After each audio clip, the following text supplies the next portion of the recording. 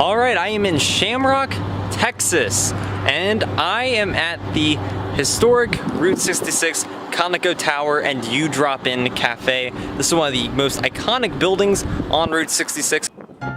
The glorious Conoco Tower Station and You Drop In was built in 1936. This Art Deco masterpiece, known as the Taj Mahal of Texas, was conceived of by John Nunn, who, according to legend, sketched the design for this place with a nail in the dirt of a nearby motor court driveway. It was then designed by architect Joe Barry and cost $23,000 to build during the Great Depression, which was a lot of money. It was designed to be 3 separate structures combined into one.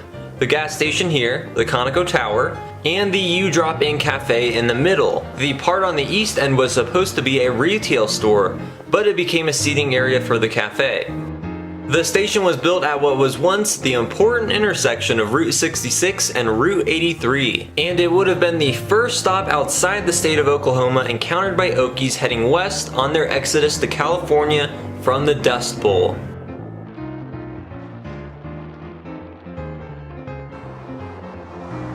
This is where you could pull up and fuel up to continue your highway trip. There's still some vintage Conoco gas pumps, but they don't work.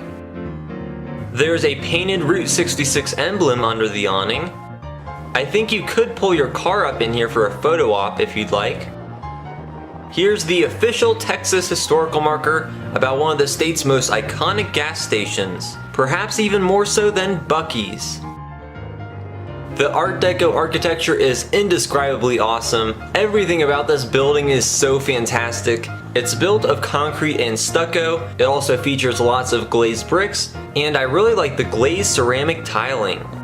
The iconic 4-sided obelisk arises as a beacon over Route 66, and it's topped with a metal tulip. The station still has its neon accents, so it is lit up at night. Unfortunately, I won't have time to see such majesty this trip. This was the car laundry and lubrication, which was basically the manual car wash, and there's an old pickup truck in here. This building was the inspiration for Ramon's Body Shop in the Disney Pixar Cars movie, and there's a replica of it at Cars Land at Disney California Adventure. This side of the building is the You Drop In Cafe, which was named by a local schoolboy in a naming contest. As the station no longer serves gas, the cafe no longer serves food, but it is open as a museum and visitor center. This is the restored dining room of the You Drop In Cafe, advertised as the swankiest of the swank eating places.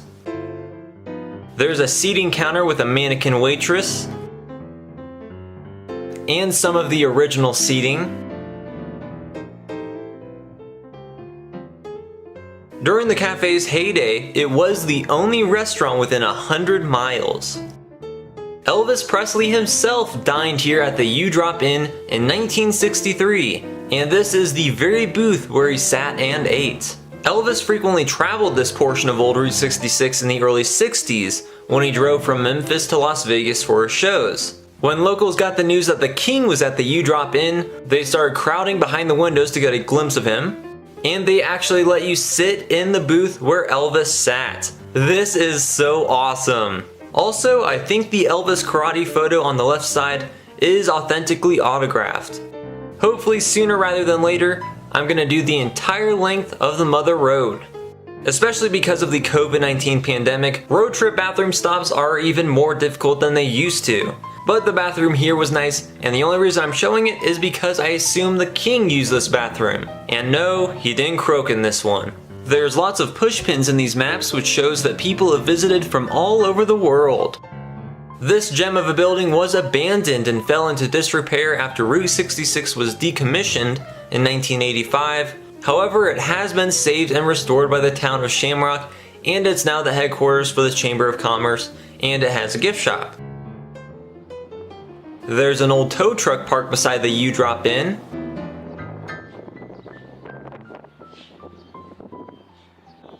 There's also this World War II era ambulance parked alongside Route 66, and it has a sign saying to thank a veteran today for your freedom. They actually have Tesla charging stations here at Conoco Tower. There's no gas anymore, it has transitioned to electric. So this was an amazing stop. It's required for a Route 66 road trip, but everyone should try to visit this icon. A little down the ways on Route 66, there's Big Vern's Steakhouse, which sadly has closed down. This is the Route 66 Motel, which used to be the Sun and Sands Motel, and Elvis stayed here in room 18 back in 1963. When I do my Route 66 road trip, this is a place I'll consider staying. I noticed this driving into downtown Shamrock. This is a farm machinery garden. It was made by homeowner George Garza, who has made this garden by recycling old pieces of farm machinery, deconstructing and reconstructing them. Since the gate isn't open, I can't go in, but you can see that there are old plows on the fence. Don't see that every day. So this is a very creative folk art yard. There's a plump topiary with a mask on.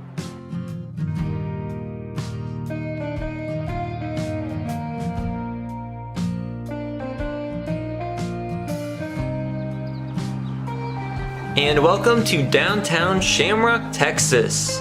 I wanted to check for some Irish theming and see if the town embraces its namesake here along this old, quiet stretch of Main Street.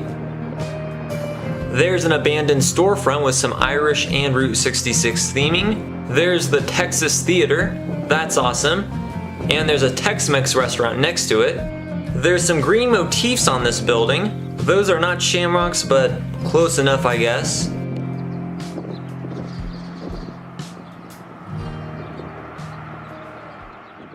Here on Main Street, Shamrock, Texas, there's the Blarney Stone Plaza, a celebration of the town's name with a very unique relic. They have a cutout of St. Patrick, and the town does host Texas's official St. Patrick's Day celebration. They also have this, a real original fragment of the Blarney Stone embedded inside this concrete monument. This chunk was accidentally knocked off the real Blarney Stone at Blarney Castle in Ireland. At least that's what happened according to the officials who brought it here in 1959. The chunk's arrival to Texas was so important that the mayor called on the Texas Highway Patrol and National Guard to protect it. They reportedly stationed a submachine gunner atop a nearby drugstore when it was wheeled into town. Since it is securely embedded inside this monument, it's pretty safe and can't be easily stolen. Ain't nobody stealing the Blarney Stone from Texas. Now when you go to the Blarney Castle in Ireland, you're supposed to kiss the Blarney Stone, and it'll give you good Irish luck. However, with the coronavirus deadly pandemic going on, I probably should not be putting my mouth on things out in public in a strange place I've never been to. So I'm not going to do that right now, maybe when things are a little safer.